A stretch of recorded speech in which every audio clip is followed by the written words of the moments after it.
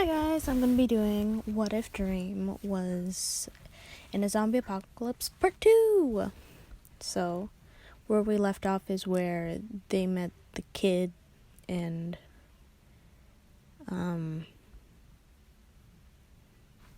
they met the kid. So, Mr. Mito, can you teach me how to fight? And Midoriya said, oh, of course, but not right now, okay? Also, what's your quirk? Yude says, my quirk is water manipulation and water creation. Izuku says, you can do a lot with your quirk. Do you have any backlash? Yude says, well, it takes a lot of mental power, so if I use it too much, I get a headache. Izuku says, that's a good quirk. Definitely useful for this kind of situation, since you can manipulate the temperature of the water, right? Yude says, yeah, and I can make it sharp like knives. Izuku says, perfect. Well, let me train you later, because I'm going to be raiding some other parts of the school in a few hours. Izuku, before doing the raid in the school, goes outside the school to scout the area. Izuku makes 2 potions of strength, 2 potions of speed, another right sword, another right axe, chest plate above his chest, and armor under his sleeves and arms, and still in his royal coat. Izuku is close to the school, and Izuku runs into Aizawa and a few Class 1A students. Izuku pulls out his axe and points at Aizawa and says, what are you doing here? What are you doing here? Aizawa says, hey, we aren't here to cause trouble. We came here to get supplies. Izuku says, okay, if that's what you're here for, then do as you please. Izuku walks into a local market for clothes and food because they want to stock up. Aizawa says, hey, are you with a group or something? So we could talk to your leader? Izuku says, no, not really. It's me, my friend, and 2 kids we found a few hours ago. Aizawa says, wait, kids? Izuku says, it's not like they do anything outside the school, so yeah. Aizawa says, oh, okay. Well, how much supplies do you need?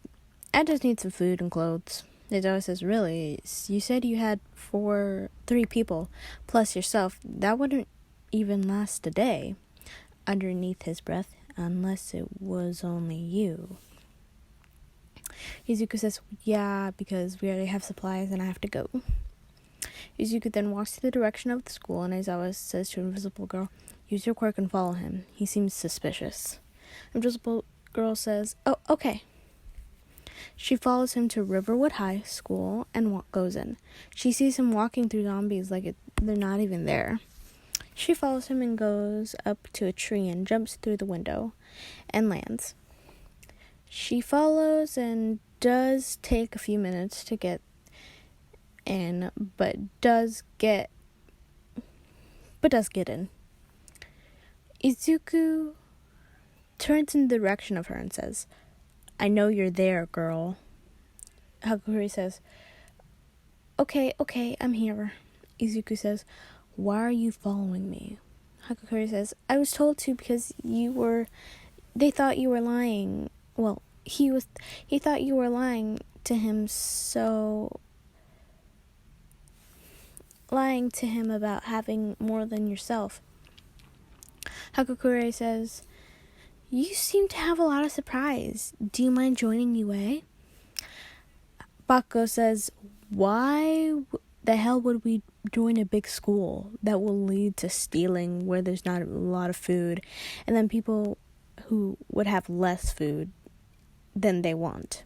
Izuku says exactly what he said, so no. Haori says, but we have heroes. Izuku says, heroes are basically just people with licenses that don't even work. Besides, everyone is using their quirk to survive. There's no need for heroes.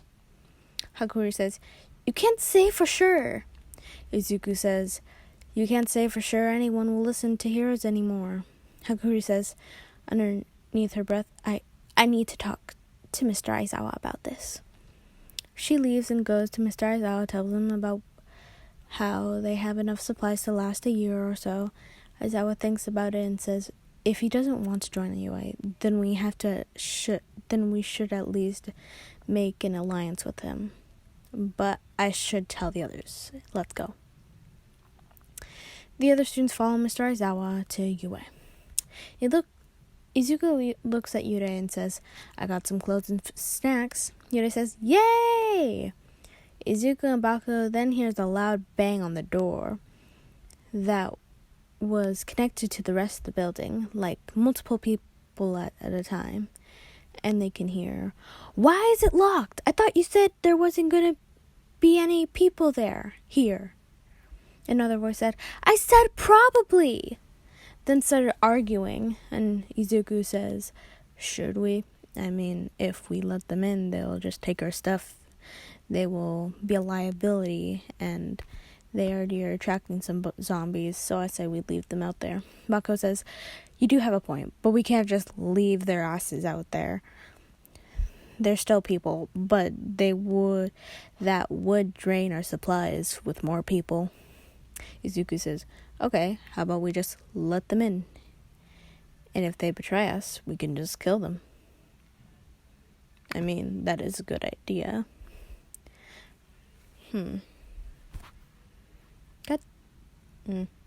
This is scripted. Please forgive me. Bakugo says, okay, that sounds fine. Izuku says, but they are not coming near the kids, and if anything happens to them, I will end them. Izuku says with a cold voice, and Bakugo gets chills down his spine. When he sees Izuku's eyes glowing, Bakugo takes a bit of the barricades off and the door and says, all right, stop arguing and get in. They run in, and Bakugo quickly puts the barricades and holds the door. Izuku says, hello, what do you want with the gym? Because this is ours. Sorry to burst your bubble, but we let you in here on a whim. And we honestly didn't care if you were human or not. So what do you want? The leader of the group says, we are sorry for... Why are there kids here? Izuku says, and how does that concern you? The guy says, to be continued, everybody. I didn't get through much, so please forgive me. I didn't do much, but I hope this is enough for you to like before, because I didn't do much, even though, like, the last part was, 4 pages, and this one is just, 3, so please forgive me for any errors or anything.